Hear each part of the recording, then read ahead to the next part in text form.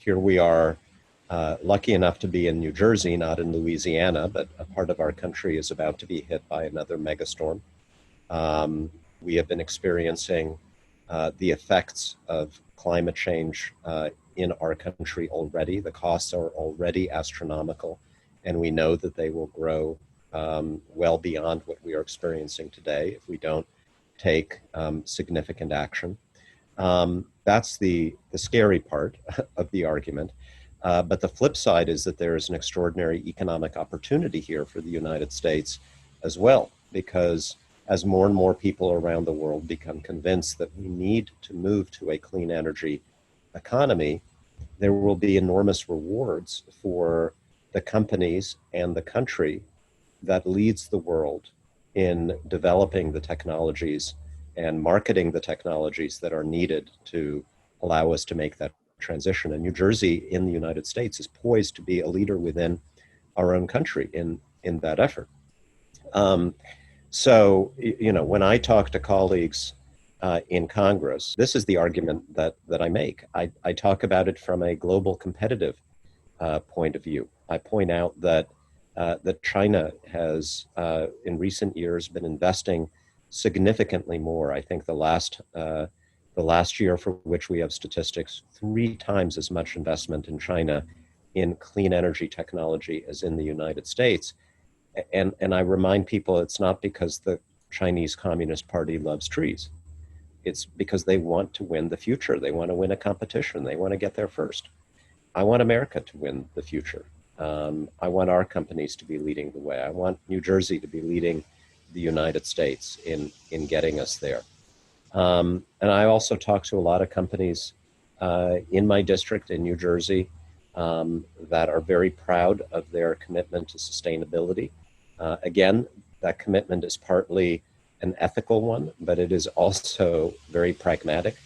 Their consumers increasingly demand it. Interestingly, I hear from a lot of corporate executives that the talented young people they are trying to recruit to join their companies are demanding that they have strong sustainability policies. And of course, they respond to that.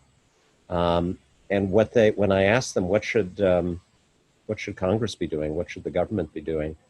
What they say is, give us market certainty that there will be rewards for those companies and those investors that make those upfront investments right now in converting to more sustainable practices. Because of course, understandably, they want to do it, but they're concerned that if they make those upfront investments, somebody else might take advantage of that. And so market certainty, regulatory policies, setting goals, and ideally the use of market mechanisms like carbon pricing that give our companies the confidence that if they do the right thing, they will actually be able to reap the opportunities without being taken advantage of. So that's where I'm coming from, and that's where this report is coming from. As you mentioned, we created the Select Committee at the beginning of this term, my first term in the House of Representatives.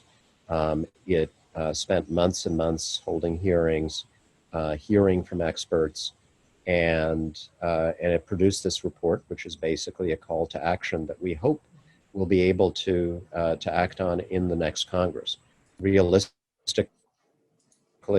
none of the stuff is getting through the U.S. Senate right now. We could probably pass quite a lot in the House of Representatives, but to actually make it the law of the land and to start making a difference, we're going to need another election in which hopefully climate issues play a more central role. But what the report does is it urges us to set that ambitious goal of net zero carbon emissions by 2050, just as we've done in New Jersey. That in and of itself, I believe, sends a market signal. It tells our energy companies, our public utilities, and all of us as consumers and businesses, this is where we're going to be. And so whoever starts preparing now, whoever develops the ways and means of getting there is going to win the economic competition that setting such a goal sets into motion. And then it goes into a tremendous amount of detail, as you mentioned, on everything from how do we need to transform our electrical grid to handle this transition, tax incentives for electrification, different agricultural practices that we need to adopt as a country to get to the goal.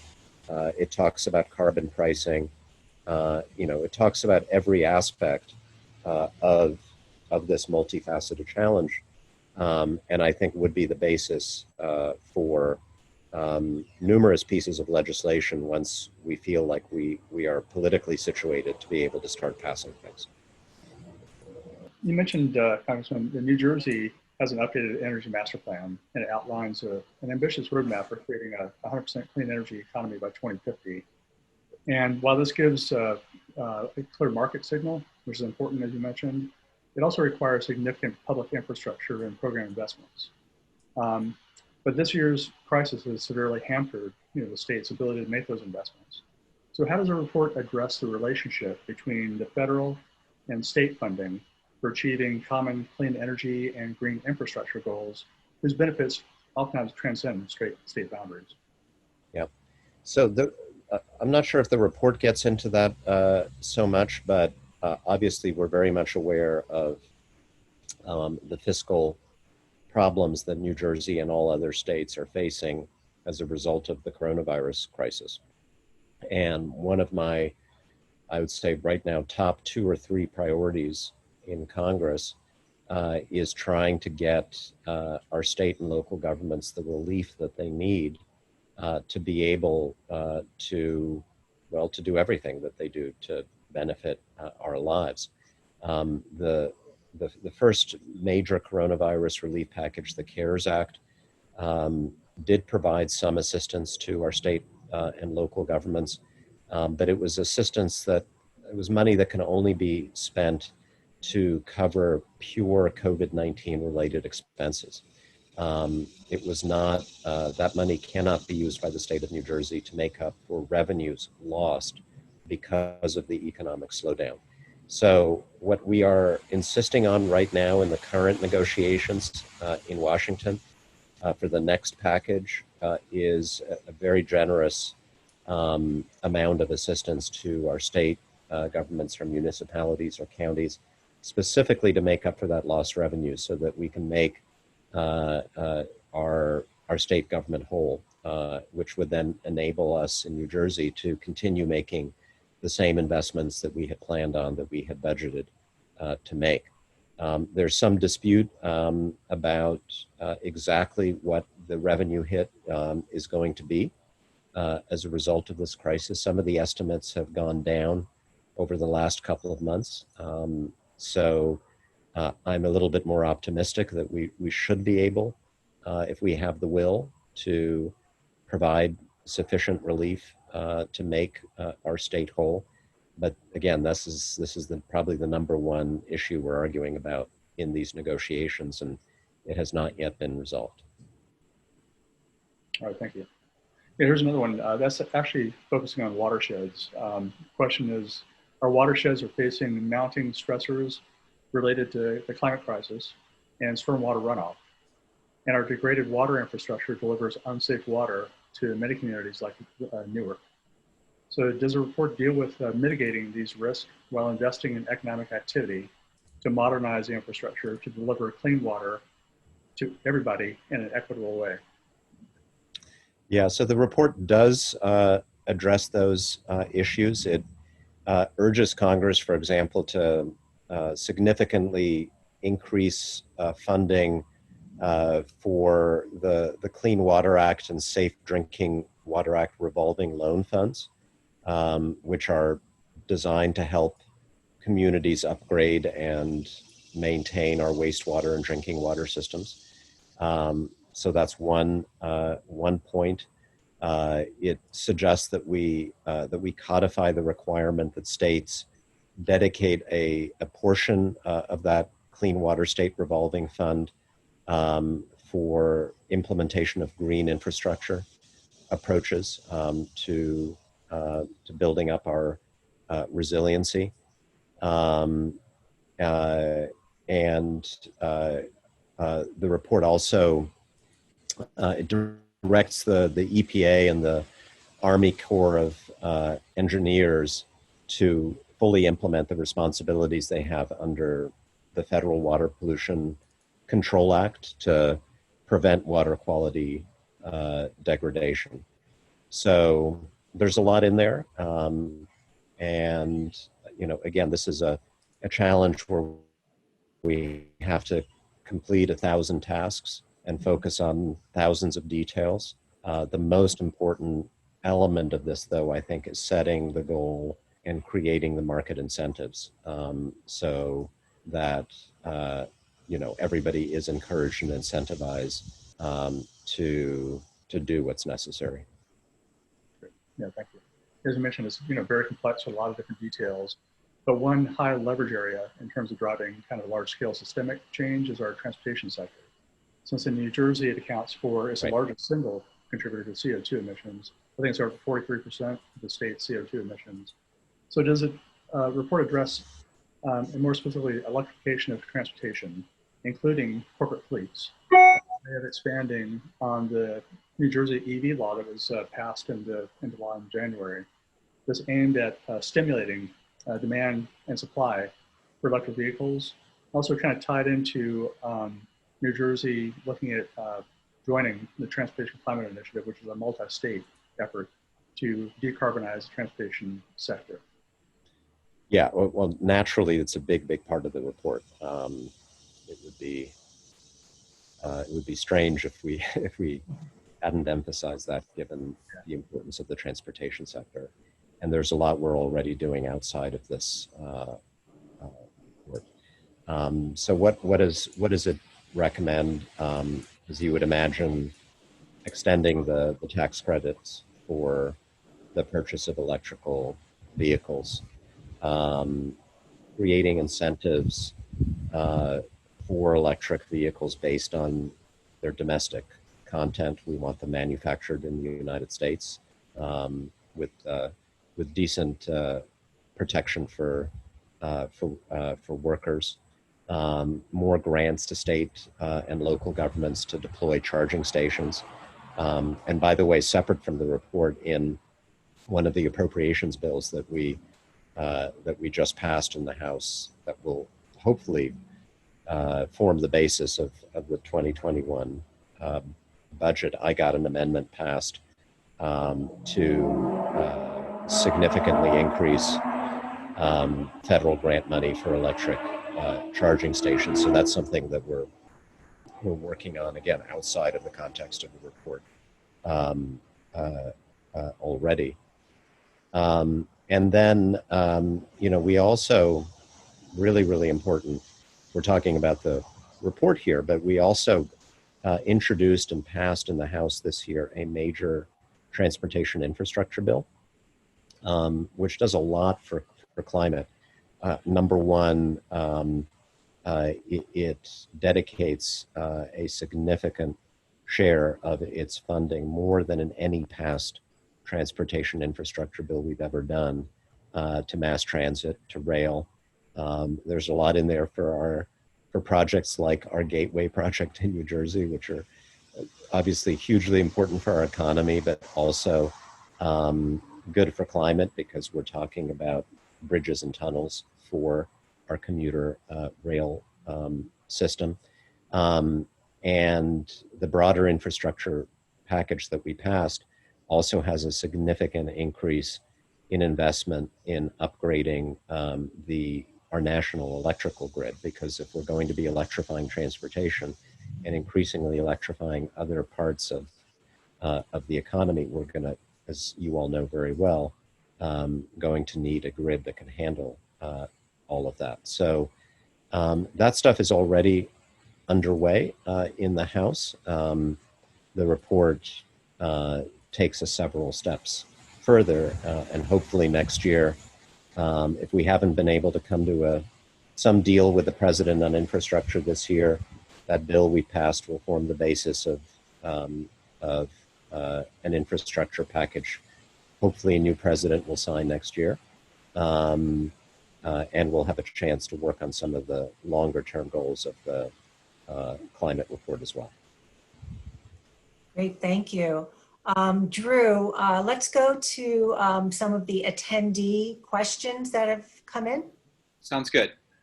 Hi, Congressman. So this first question is coming from Kate Boycourt. I hope I said your last name right, Kate. And Kate works with a coalition called Rise to Resilience that's working in the New York and New Jersey region. First of all, she wanted to say that they were happy to see positive steps in the recent FEMA BRIC program and the WRDA, the House Water Resources Development Act bill, acknowledging the need and prioritizing environmental justice, nature-based solutions, and sea level rise, of course, all associated with climate change. And then the question that she wants to know is the National Flood Insurance Program is in desperate need of reform, and the extension currently expires on September 30th. So how are you approaching this issue of the flood insurance program and trying to get some of the changes that you saw in WRDA and the BRIC program into the flood insurance program? Well, short answer, we're trying. And we know that time is short. You know, there's a lot of interest in this program that crosses partisan lines, fortunately. Very few things left that are not ideological, that are not partisan in the House of Representatives, but everybody's got constituents who care about this. And so, you know, we are working very closely with Congressman Pallone, who's the chair of the House Energy and Commerce Committee, obviously from New Jersey. Obviously, he himself has a lot of constituents. He's more on the coast than I am, obviously, and so a lot of constituents who have been deeply affected by this. So although there are some regional differences in terms of how members of Congress approach this, I'm optimistic that we'll be able to find a solution. Thanks. Kate says thanks in the chat box as well for your answer. And then next question from the audience, and again, we ask anybody who does have questions, please put them into the Q&A box as they come up. Next question is from Ed Seliga. I hope, again, I'm terrible with last names. I apologize if I'm messing anybody's last name up. But the question is, can we promote energy efficiency as a way to cut costs for consumers and make this a key aspect of economic recovery post-COVID-19? Well, I would hope so. And, you know, I think your question presupposes that everyone is going to be rational and pragmatic, and I think most people are. But, you know, occasionally you make a rational and pragmatic argument like we should be using more energy efficient light bulbs. And if we do, we'll actually save consumers money for the obvious reason that if we're using less energy, we'll have lower energy bills. And then somebody gets up and says that it's threatening our freedom as Americans and we should all have the freedom to use whatever damn light bulbs we want. And then some people go, yeah, that's right. You know, it threatens my freedom. So, you know, it just never ceases to surprise me how even when the pragmatic argument on the side of whether it is greater energy efficiency or the broader steps we need to take to deal with climate, when the pragmatic argument is so clear and obvious, and yet still we have to deal with this kind of irrational but sometimes emotionally resonant pushback. But yeah, this is part of certainly part of the plan that the Select Committee put forward, and I want to think that even if that pushback does give us trouble from time to time. Over time, more and more of our fellow Americans recognize the logic of it. I'll tell you who does recognize almost universally the logic of these arguments, and that's kids. When I go speak to high school, middle school, even elementary school students, probably the issue on which I get the most questions is climate change, protection of the environment, and it's really good news because we know kids can have a lot of influence on their parents.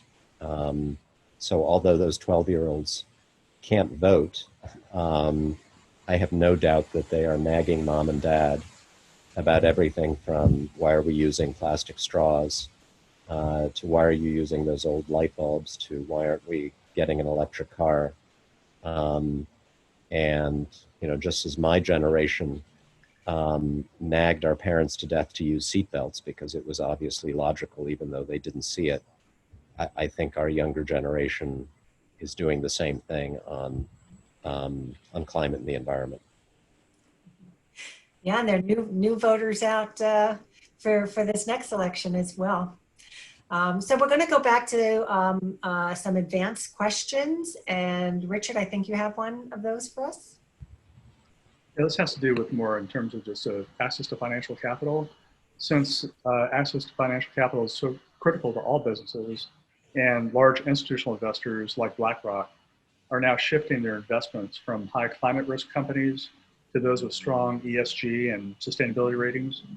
Does the report offer any policy interventions that are designed to help amplify this market trend that's already taking place to further steer capital to sustainability-driven business innovation?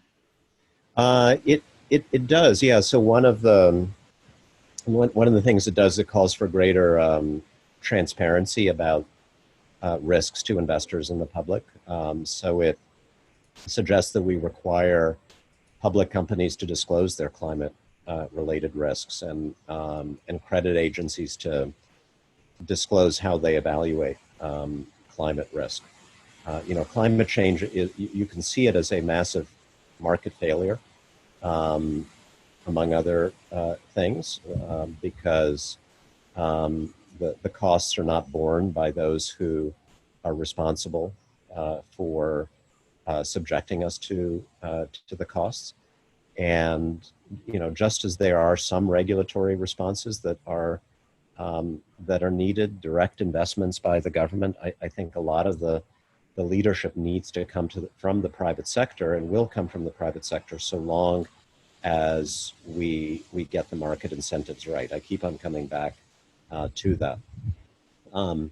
It's, you know, if we do, it would be very rational for the financial sector to start directing investment based on climate risk. It would be very rational for the insurance industry, for obvious reasons, to be more of a force in arguing for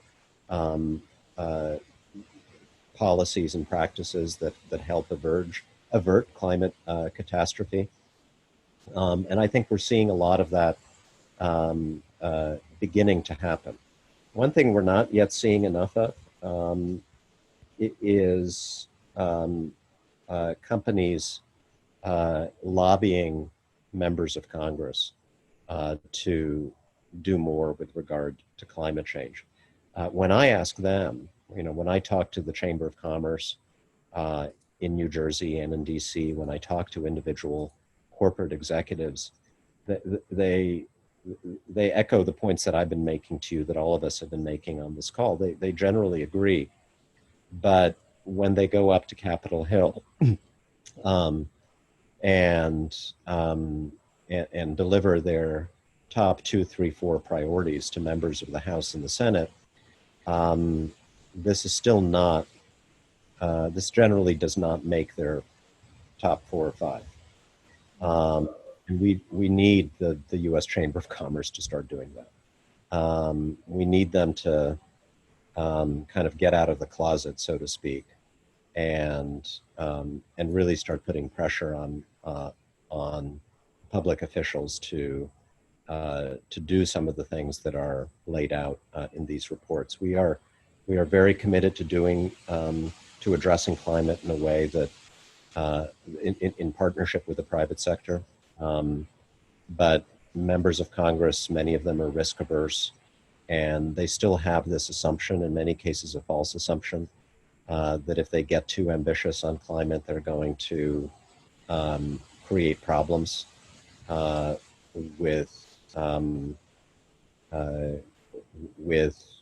their corporate donors, and we need to we really need to see, you know, the leading corporations and business organizations that have signed on to these statements about carbon pricing, about the importance of dealing with climate change, to really start making it part of their lobbying in DC.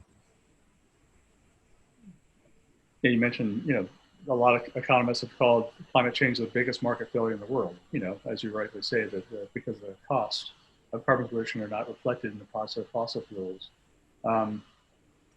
So as a result, you know, clean energy companies and sources, and those businesses who wish to use them, compete on an unlevel playing field. Right, exactly. You mentioned, you know, carbon pricing. You know, one thing about carbon pricing is it's a market mechanism that has usually broad appeal across the political spectrum. That's right.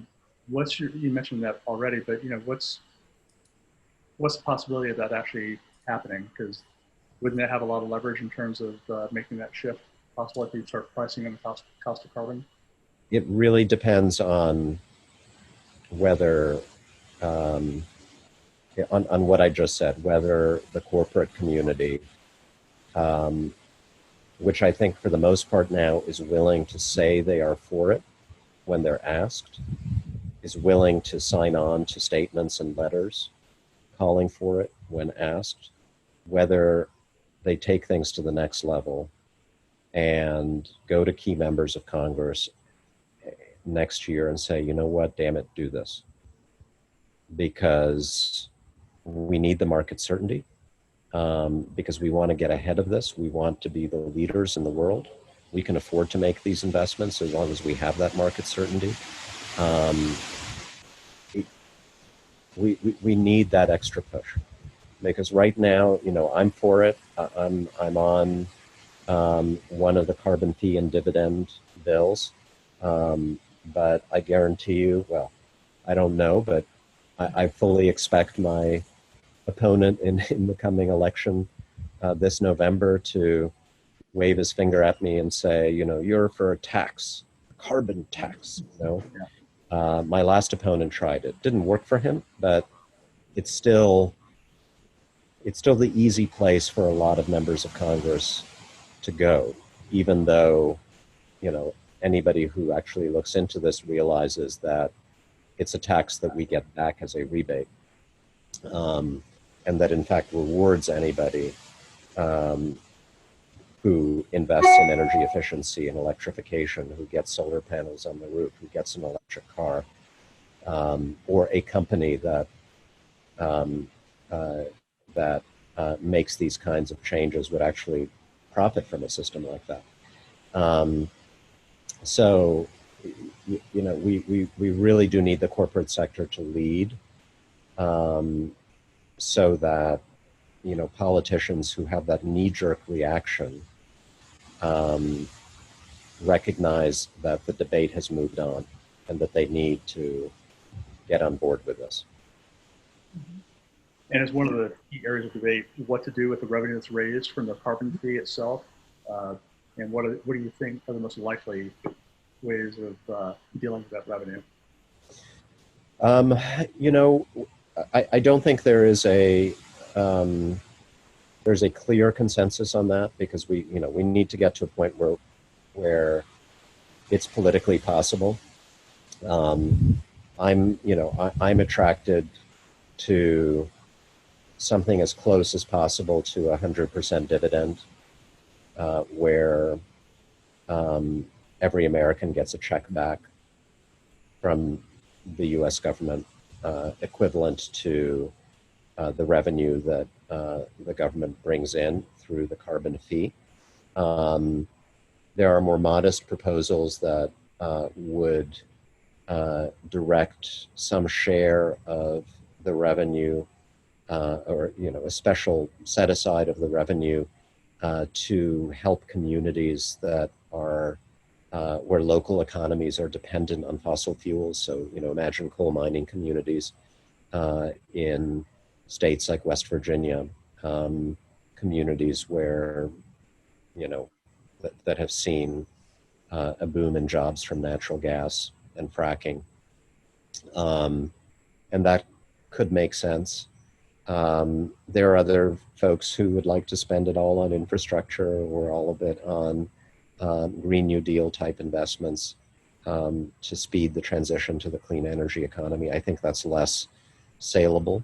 I think what most Americans could be convinced of is something that just works as a market mechanism and that returns the dividend to the American people, with all of us, getting more back or paying less of the fee, and therefore making out better from the system, the more we transition to clean energy. Yeah. I had a couple of questions. Sprinkled throughout this large report are referenced many bills that have already been introduced by yourself and others. Four bills that you have you've sponsored are specified in this report, two of which I'd like to ask you about today. One is the Natural Infrastructure and Resilience Act. Can you tell us a little bit about that and why it's important for natural infrastructure projects to get funding? Well, so, we keep hearing this word resiliency, and sometimes the best form of resiliency against the effects of climate change and extreme weather are in the form of natural infrastructure. One of my favorite examples is a program on the New Jersey shore to take discarded Christmas trees and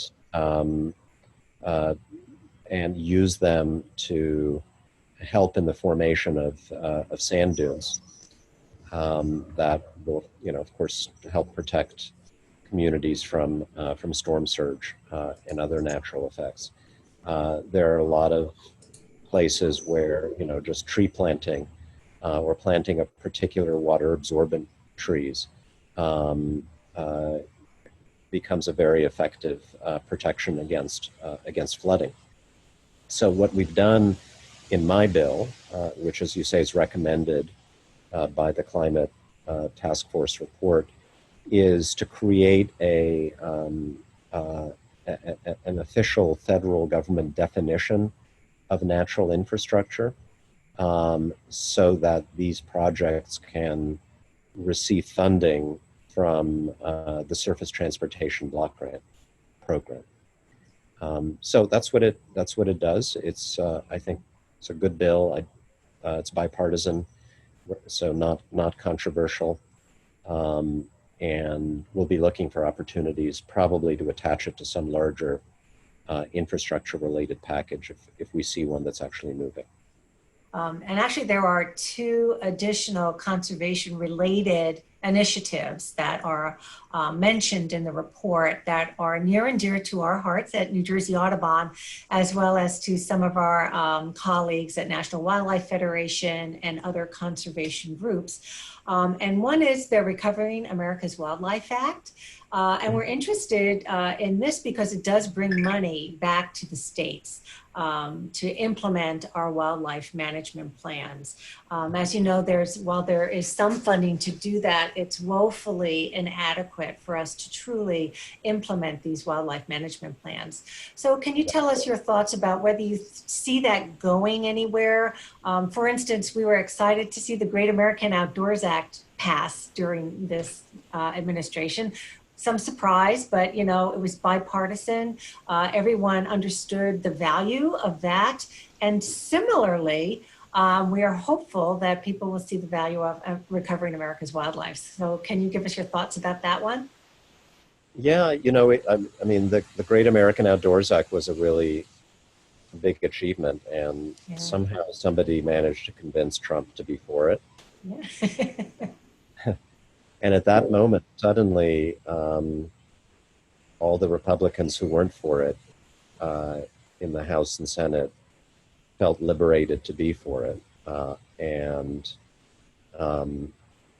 I think, just as a political side note, that is interesting, and it tells us that that there's a good chance for greater bipartisanship on these issues Yeah. in 2021 if we don't have to overcome that obstacle every time.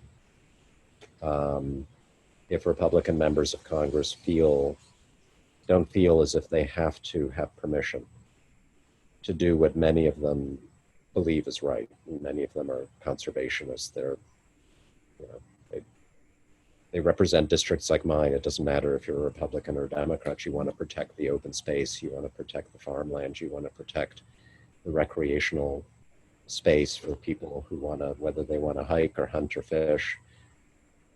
That should be bipartisan. But in the current politics, some people are just afraid to stick their necks out on anything if they don't have permission from the president. So somehow we got it here, and then everybody came on board, and it's a permanent reauthorization of the Land and Water Conservation Fund, as you know, something that we've been hoping to do for some time. But if there is anyone else that has a question that you'd like, please put it in the Q&A on the bottom of your screen.